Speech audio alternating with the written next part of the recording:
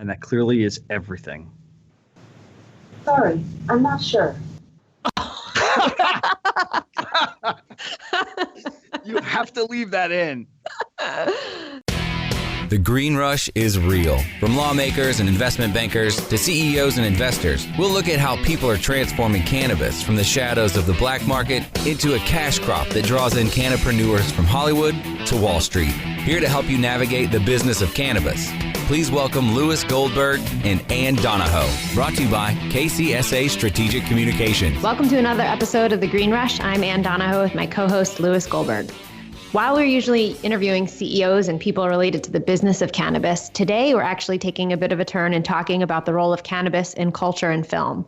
Our guest today is writer, director, actor, and producer James Hutson, the creator of the independent film Dark Harvest, starring himself and the iconic Cheech Marin. This is actually the first cannabis-related film that Cheech has done since his final Cheech and Chong movie in the 80s, and we recommend that you guys check it out.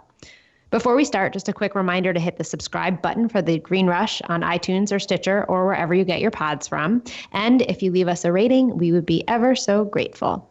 And now on to our chat with James Hutson. James, tell us how you got the idea to create The Dark Harvest. As a young actor, I did a side job acting for the police where I would reenact crime scenes, interrogations for training young cops. And I used to ask the older cops if they had any cool stories because I wanted to write a movie. And one of the stories was about a big hash bust that went wrong on Christmas Eve, and there was no hash in the place. And the cop that thought there was hash in the place got a nickname of John, I know hash when I see it. That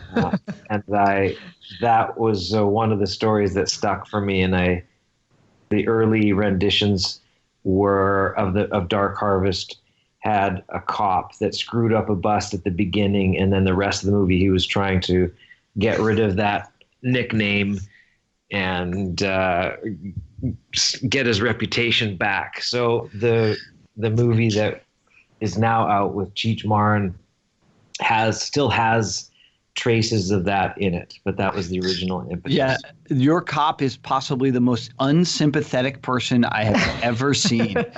I mean, wow, there's like not a moment that you look at him and go, oh, I have empathy for him, but that, it's and it really, you made that movie in general, at least as I was watching it, feel like a very 1970s, like dark, gritty cop movie, like The French Connection, but with cannabis, not heroin.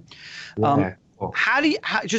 Your treatment of cannabis is really different than just about any other treatment, in modern consumer media. How do you think the mainstream media is treating the industry? And why did you take this dark angle? Well, I like crime thrillers and I like 70s movies. So French Connection is one of my favorite movies. French Connection 2 is actually an amazing movie. And I worked with the John Frankenheimer, who made that film. It was even darker. So that's the style that I love of cinema. And I'm from Vancouver originally, which for a long time was the capital of marijuana. So between liking 70s dark noir thriller movies and being immersed in the cannabis industry, that was a natural topic and for my first film. So that's how that came about. What was the question? The second half is like, you look at shows like Disjointed or any of Cheech's early stuff. The mainstream media tends to treat cannabis in a really light or silly fashion. So, do you think that they're getting it right? Do you think what you're doing is showing an evolution of media and how you're treating how the cannabis is being treated? I mean, just kind of look out. Well, there's two. I have two opinions about this. One is, yes, when we think of cannabis movies and when people think of Cheech in a cannabis movie, the first thought is this is going to be a comedy. It's going to be another Cheech and Chong movie. I thought it was cool to go against that and have a real authentic movie that had weed in it.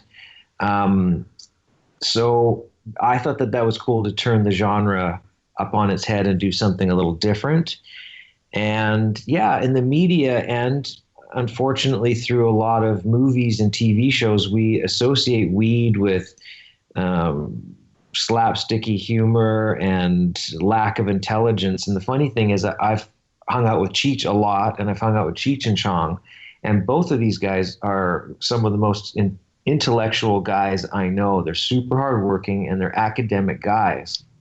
And I consider myself an academic. I write, I work on Shakespeare. I've made documentaries and gone to 3 universities. So one of the problems I have with it in the news and in media is just perpetuating this idea that if you're involved in marijuana, that you're a stoner and a slacker. And, there's some pretty intellectual, artistic people that smoke marijuana, So can you talk a little bit about your relationship with Cheech? How did you hook up with him, and how did you get him interested into a movie that did take kind of a hard turn? I mean, he's done very serious acting work, in the past. What was it about this movie and you that kind of got him on board? I wrote a part specifically for him. I thought it would be really cool to have him in a movie where he had a history in the movie with marijuana and you didn't know what that history was. And I like the idea of playing on the audience's own perception of Cheech and Chong and who he is.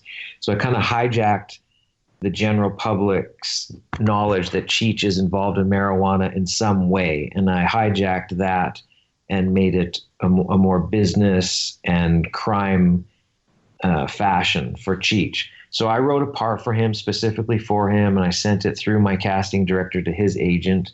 And within 48 hours, I got a response that he liked the writing and wanted to do the movie. And his lawyer and agent basically put it on me and my casting director to make the deal happen. So the message was coming clear that he wanted to do the movie, and let's figure out how to make that happen. So then I flew down to his house and we hung out for a couple hours and talked about my life and his life. And at the end of a couple hours in his kitchen, he was like, "I like you. I like the writing. Let's go up to Vancouver and film this movie." How long did it take to actually shoot the movie? I shot it over a couple-year period. I'd filmed some, and because it was independent with my own money, I had to just do it when I had money in different blocks. So it was over a 2-year period, but it shouldn't be that way. But I think a lot of people's movies, they kind of scratch them together like that. And Cheech was willing to go back and forth, and that's a big give of his time, isn't it? Yeah, no. So when I approached Cheech was near the end of that, and I made sure that everything was in order. So when Cheech came to film, I had filmed most of the movie, and I knew exactly where to place him, and I had exercised with the cast and crew enough that the machine was in a good place. So when Cheech came on set, it was a well-oiled machine, and the movie was ready to go. So yeah, no, I didn't. There are people that I dragged through 2 years of filming were the cop and a bunch of the other cast who are really good friends of mine, and they'd be working on a TV show in France, and I'd call them, and they'd have to fly back to film a couple more days here and a couple more days there. So that was for people that were friends of mine for decades. Cheech at that point was a new friend of mine, or a new relationship, and so it needed to be handled quite professionally and filmed in one go. Because yeah, he's Cheech. He's super busy. So you work with live plants in this movie, and if I recall, you were a grower at one point. How did you pull that off? And are you allowed to tell us? And there's one scene I really love where you fast forward through a growing season, and it's a really beautiful piece of the film, I think. So I was just curious about that scene. Oh, cool. Yeah, that time lapse where we show a crop from a clone up into a mature plant, that was like 4 or 5 months of filming that time lapse with 2 cameras. That cost a lot of money and a lot of time, and it's probably only in the film for like 7 seconds. Yeah, it's definitely a quick piece of the movie, but it just stuck with me that it was really cool, and it must have been a really hard scene to pull off. So, were you able to? Were they your plants? Were they? I guess who was nice enough to let you do that? If they were my plants, I wouldn't say they were, but they were. Was that with a wink and a nod? It's a podcast, right? So you can't. So we have to tell people when you're winking and nodding. So there's a few different very large grow ops that I filmed in. The first one, I had to blindfold actors to bring them in there, give people cash, let me in there late at night, take people's cell phones from them so they wouldn't be able to track where they were, and film very, very guerrilla in those grow ops. I really wanted there to be real plants. I saw a movie, I think it was an Oliver Stone movie, who was, one of my favorite directors, but he made a marijuana movie that I wasn't fond of, that looked very clinical, and the plants, I don't know. I wanted it to be real and gritty. So there's two major grow ops that are filmed, and they are active grow ops, and some questionable characters running those places, hence the blindfolding and all that stuff. So that's a great place for us to take a break. You're listening to The Green Rush, and we're talking with James Hutson, the director, writer, actor, King Kamehameha of the independent film Dark Harvest. More Green Rush coming up after we roll through our sponsors. Introducing 420 Cloud, ignited by MSIG, one of the fastest growing social apps around. The only app you'll need for all things cannabis. Find the latest cannabis news, videos, and stories, ranging from business and tech to sports and medicine. Start your career in cannabis by seeking, identifying, and applying for jobs through our expansive listings. For businesses, 420cloud.com features a full-scale cross-channel network, monetizing high traffic for big data conversion and analytics. Download 420 Cloud now from the iTunes Store or Google Play. MSIG.com is a publicly listed company on the OTC, symbol MCIG. At Alternative Vibes, our core values of quality, loyalty, respect, and honesty guides us in our mission to help families find peace and harmony through our products and services. Whether you are looking for a more natural way of living, shopping essential oils, topicals, and edibles, or searching for a path towards achieving your goals, we are your choice. Learn more about our complete line of natural products and solutions at AlternativeVibes.com. Bringing quality of living to life. AlternativeVibes.com. Cannabis concentrates have been around for thousands of years. In 19th century America, extracts mixed with other herbs were sold as a miracle cure. Now, Apex Supercritical has elevated the science of extraction into the 21st century. Apex Supercritical is the leader in CO2 extraction, which is the cleanest, safest, and purest way to extract plant oils. ROI in as little as 3 weeks. Our cost-effective systems are fully automated with an industry-leading 3-year warranty. And if we don't have your system in stock, we can build one in as little as 4 weeks, bringing CO2 extraction to the masses. Learn more at APEKSSupercritical.com. 4-week build excludes high production systems. Banking and Buds, understanding the business of cannabis. Welcome back to The Green Rush, only on CannabisRadio.com. And we're back. I'm Louis Goldberg with Ann Donahoe, and we're talking to James Hutson about his film Dark Harvest. So, James, I don't know if you've been paying attention to what's been going on in the United States. We're actually taping this on April 13th, but former Speaker of the House John Boehner just announced that he was joining the board of a cannabis company, and Boehner is this, very right-wing, historically conservative guy joining a cannabis company. It seems like the culture in the United States has tipped to complete acceptance of the plant. How do you think Hollywood is going to treat this? I mean, is it going to be the same way that cigarettes were, where it's just a thing, or is it still going to be done with this, wink and a nod? Well, I think it'll just reflect what's happening in society. So as it becomes more and more commonplace in people's households, I'm sure that Hollywood films will reflect that. I really don't know. Cheech introduced me to Ice Cube, and Ice Cube has a marijuana movie that he's developing. And then as I said, I've hung out with Cheech and Chong, and apparently Tommy Chong has a weed movie coming out. I think it'll be interesting to see if there's a big rush of marijuana movies that come out, and if that subsides after.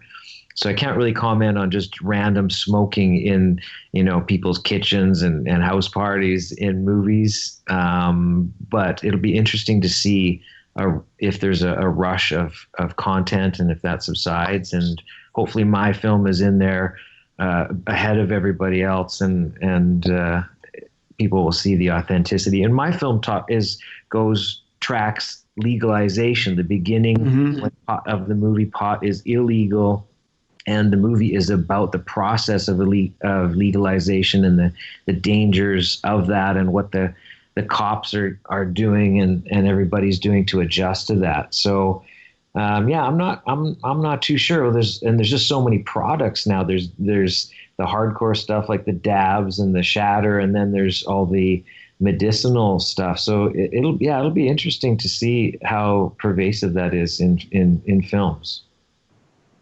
So you're Canadian, born and raised. That in is Vancouver. that is not an accusation, by the way. Nor is it a question. Sorry, blurting out your nationality. Just don't get And you live at 122 Canada Street, so everybody can go find him. Well, it's Canada. You guys all know each other, right? I live in Silver Lake, but I'm from Vancouver. Okay. Okay. And my larger point was you split your time between Canada and the U.S. And with Canada so far ahead of the U.S. rather, in terms of federal adult use legalization, what differences do you see in each country as it relates to cannabis? And maybe it's an unfair question because I would assume California is now kind of paralleling what's going on in Canada. But from a cultural standpoint, is there a difference that you're seeing? And, and when you travel to other states where it's not as legally acceptable? You know what I've seen that's the most dramatic is Dark Harvest travel. We did about 10 film festivals across the United States and a bit of Canada. And what I noticed more was a West Coast, East Coast divide, where with the film played in Vancouver, it was sold out. People were smoking pot in the theater, giving pot away outside the theater. It showed in Oregon a few times, won Best Picture in 2 different festivals in Oregon, and there was tons of pot. Same thing inside and outside the theater. California, the same. And then I went to Brooklyn I did 2 festivals in New York where won more Best Picture awards, and there people were super scared to smoke anywhere near the venue. So I noticed more that in Toronto for Canada and New York for United States, a big divide between any West Coast seems to be very lax on the West Coast, whether it's legal or not is what I noticed. And then Canada historically, I think, was ahead of the United States with being liberal on marijuana laws. I remember in Vancouver 10 years ago, the Vancouver police chief came out publicly and said, from now on, if you have less than a quarter pound of weed on you, we're not going to charge you. And everybody was like, it's still illegal. But the chief of police said, we're not going to give you a hard time about it because to them, it was a joke. And so, it never happened here. Well, doesn't it feel like Go ahead, Ann. Sorry. No, I was going to say, doesn't it feel like the U.S. kind of has a multiple personality disorder when it comes to cannabis? I mean, you can jump from state to state, and it's also very different. So it's interesting that it's so widely felt between 2 of the biggest populated states in the U.S. Well, and here's the thing I know about Cheech. So Cheech has his company, Cheech's Private Stash, and he is selling in the states that are legal in the U.S., and he's getting ready in Canada because Canada is going to be legal federally. Yeah, but they're not. But the branding laws in Canada are so crazy restrictive that it will be very difficult for him to create like here. You're right, he can do it, but in Canada it's going to be really difficult just because you're just not allowed to do stuff like that. It's really restrictive. Celebrity branding issues come up now, right? Yep. But I think what's an advantage about Canada, if it's legal federally, then it can be shipped out of Canada to whichever other country in the world has it legalized too. And that's something that's not going to happen in the States, I believe, until it's federally legal. Yes, that's true, and that's exactly right. We know people. I actually know a few people who have asked, like, is it worth my time to become a celebrity endorser of a strain? And I've said strain is not a good idea. It's really hard to trademark a genetics, but Yeah. a brand is different. Like, you can create something that is unique. Like, I would assume that, if Dark Harvest really catches fire, you could create a Dark Harvest pre-roll and, license the brand that way. Yeah. Someone's talked to me about that. It's funny, huh? I don't really know what to say about the I just know Cheech's brand, and it's not a strain. It's that every season he's going to pick a few different types of weed that he says these are fabulous strains for that season. And you're right, it would be weird for him to just latch on to a particular strain and run with it. It's better to because all that stuff is fluctuating all the time. So let's take a quick break. We've been chatting with James Hutson, actor, producer, writer, multiple hyphenate extraordinaire, and creator of Dark Harvest. We'll be right back. More Green Rush coming up after we roll through our sponsors. Introducing Blue Moon CBD, straight from the bluegrass of Kentucky. With our special nano emulsion process, you'll not only get the best CBD available, you'll get more of it. Not all CBD is the same. It's your body. It's your choice. Get relief from inflammation, anxiety, and stress. Go to www.bluemoonhemp.com and use code HEMP420 for a 20% discount on your order. Balance your body. Balance your life. Make it Blue Moon CBD. The smoke is rising, and the next crop of podcasts devoted to cannabis providers and enthusiasts are ready to be harvested. Welcome to the Cannabis Radio Network, founded by respected rainmakers who have been producing award-winning podcasts for over a decade. Industry headlines, business updates, medical reports, marketing, and e-commerce education rolled up perfectly for your consumption. Let's grow together. The Cannabis Radio Network. CannabisRadio.com. Ignite the conversation on some trending topics along the Cannabis Radio social media network.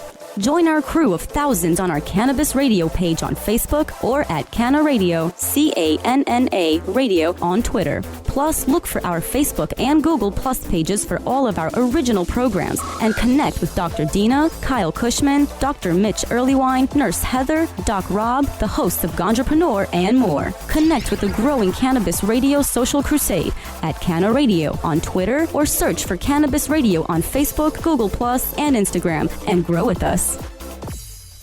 Banking and Buds, understanding the business of cannabis. Welcome back to The Green Rush, only on CannabisRadio.com. And we're back. I'm Ann Donahoe with Louis Goldberg on The Green Rush, and we are talking to actor, producer, writer, star of the movie Dark Harvest, James Hutson. James, let's talk about maybe what you're working on next, and does it have to do with cannabis? Yes, I am writing. Just before we started talking, I was feverishly writing, hence all the papers moving around. I'm writing another movie, excited to make another movie, and with the relationship that I've formed with Cheech, Cheech and myself would be in that movie. And yeah, I believe there will be marijuana in that one again. I know that world very well, and I think that's a good starting spot for any screenwriter or playwright, is the world that they know. You know, Shakespeare wrote about stuff that he knew, and so there'll be marijuana content to it, and Cheech would definitely be in it. Can you actually talk a little bit about your relationship with cannabis and how you grew up with it and how it is so much a part of your world? I don't think we touched on that yet. So I grew up in Vancouver, and it was a very hippie. You know, San Francisco and Vancouver were very central in the hippie movement, and my parents were hippies, so I grew up around that culture, a lot of marijuana. We had a few plants in the house when I came home as a baby from the hospital. And so I grew up around more marijuana than alcohol. And I grew up in the whole, I didn't grow up in the 60s, but, my mom was pregnant with me at a Janis Joplin concert. I grew up around that movement. And what I like and am nostalgia about is that there was a time where marijuana to me was about music and people hanging around listening to music at a house party and socializing, and it was fun, and it was about love and peace. And that's one of the things that I have a bit of an issue with how corporate it is now, and how these politicians will get on board because there's money. And I've heard Cheech talk about it in an interview that the two of us did, where he defended the corporization, if that's a word, of marijuana, just in the fact that it needs to be like that to get for the industry to get it out to the people. It's so big. There's so many people. It just has to be like that. But it's one of the things that I hold on to it. So I'm fond of that era of marijuana. And then I grew up in Vancouver, which, as we had discussed, is very liberal. So lots of young men in Vancouver earned money in that industry, and I'm close to that in some way. Yeah, there's definitely this tension between the historic both advocates and black market participants and the today's more corporate professional market participants, right? Like the guys on one side look at the other, then they don't trust each other. Long term, though, I think the corporates are going to win, and I think generally it's going to be best because you'll have consistent product, you'll have safety. It takes and it takes the violence out of the system, and it lets us hopefully address the social injustices. But who knows? Yeah. So that's my rant for the day, and so what I didn't anticipate was all the products when it was moving towards legalization. I was just thinking about people smoking it and maybe occasionally throw it in their brownie mix. I'm with traveling with the movie Dark Harvest for the last year. I've been to Cannabis Cups, almost all the marijuana conventions, and I've just been blown away by how big the industry is, how many products are out there. I just never, when I thought it back, and I don't even know if I thought marijuana would be legal in my life, but I would have just thought about buds. Maybe some hash. So, it's kind of like well known that everybody in Hollywood smokes. Was there smoking on the set, and did it influence the way you shot anything? And if there wasn't, I don't believe you. Well, no. I mean, the first scene of the movie, how high were you during that scene? It's funny. So when I've been Cheech and I have done a bunch of interviews together, and they always ask that, and I keep quiet and let Cheech talk about that, and he kind of couples that together with all the weed that they smoked in all the Cheech and Chong movies, and he says, "No, you can't smoke that," and function, and then he kind of looks at me and winks. So this movie here, what I did was I had a bunch of fake joints rolled and then some real joints rolled, and gave people the choice, and I kind of explored with that. You didn't Russian roulette it? or offer it as a treat, like you did a really good job in that scene. Here's a joint.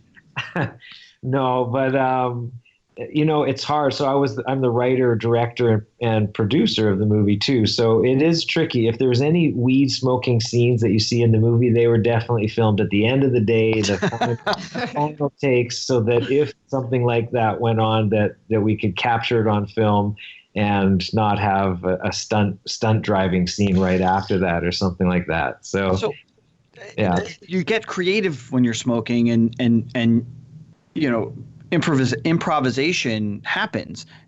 Were you able to incorporate any of that? Because there's no comedy. There's like no laughs in your movie at all.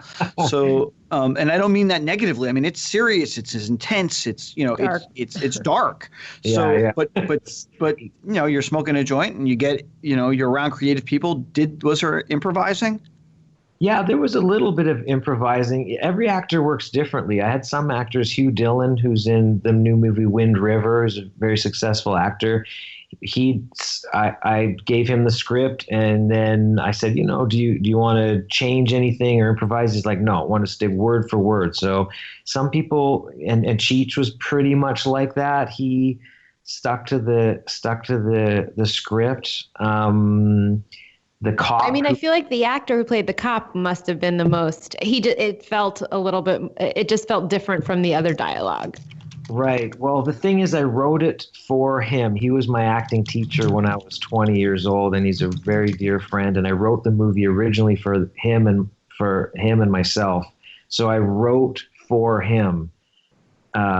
So you're getting, which is pretty rare for somebody to know somebody so well, know what they can do, and build the movie around that. So it probably sounds rich in that area. Yeah, what was the question again? It was about the improvising or the... Nah, don't worry about it. Yeah, I mean, you answered it. Really interesting. Yeah. Really interesting. So before we get to Puff Puff Pass, I have one more question. Okay. We've been trying for months to get Cheech on the podcast. Will you put in a good word for us? I sure will. Awesome. You'll get him. He'll come on here. Yeah. I would love. Okay. I mean, I have to tell you, I am such a huge fan of his because of the career arc that he has built, based on both completely embracing, then walking away, and then coming back and embracing cannabis. It's really fascinating. We're gonna have to scrape Lewis off the ceiling for that. Yeah, one. he's like literally.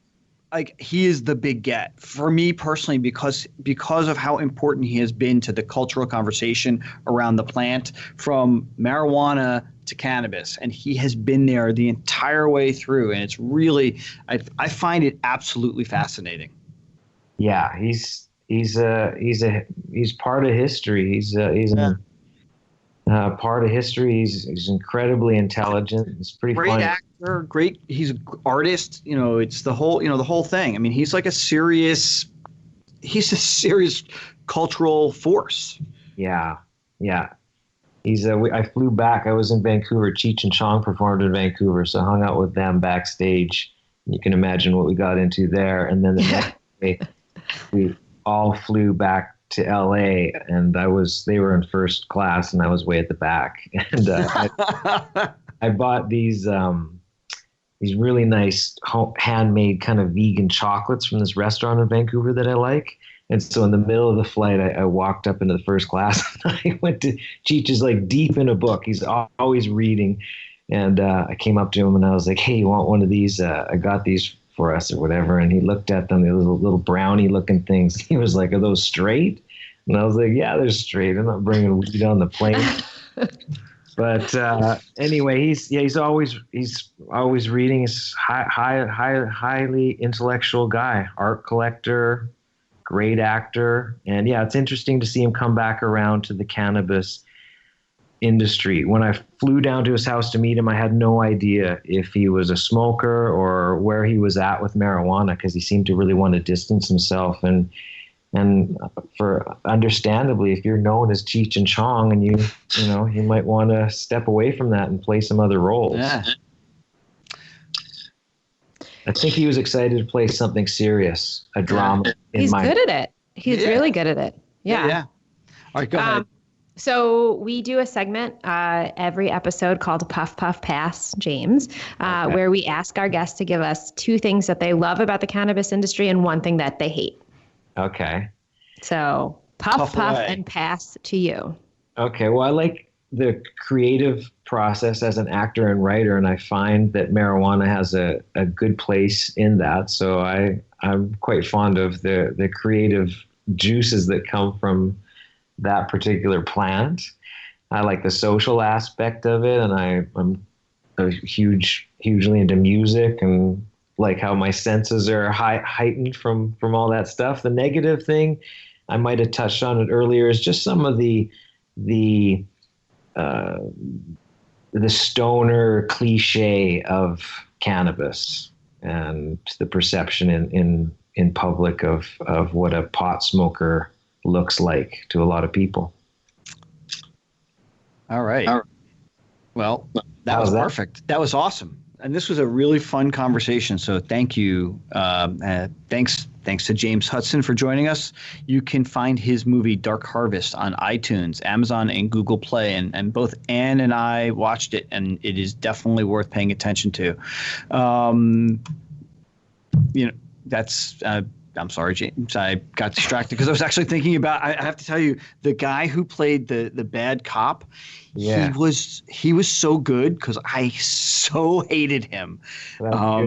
It was the character. It wasn't he really killed it. Like, it was really, really impressive. So you did a great job of bringing that out of him. Check out the movie at darkharvestmovie, all1word.com. And you can follow James on all social media, which is at Real James Hutson, Hutson. One last thing. Do you got time for one last thing? Yeah. We have one more time. Go for it. When I was writing the movie, I took that cop who was my friend, and that Caprice, that 1970s old cop car. The two of us got in the car, and with a friend of mine in the back with a camera, and we drove around. And people thought at nighttime, and people thought we were real cops, and they were ratting out each other and pretending we were cops in the armpit of Vancouver where there's heroin and all this grimy stuff, and started to build the vibe and essence of the movie. So that's where you're seeing the writing it stemmed out of exploring in that way. That's where you see that 70s style, and the street feel of the movie all stemmed from there. As always, thanks so much for listening. If you're liking us, channeling our inner Sally Field, please come back and listen and rate us. We want to know what you guys think. You can find us on Stitcher, iTunes, or wherever you get your pods from. And we definitely want to hear from you. Send us an email with questions, comments, or suggestions, like what can Lewis be doing better? At greenrush@kcsa.com, or find us on Twitter or Instagram with the handle @KCSA_cannabis. That clearly is everything.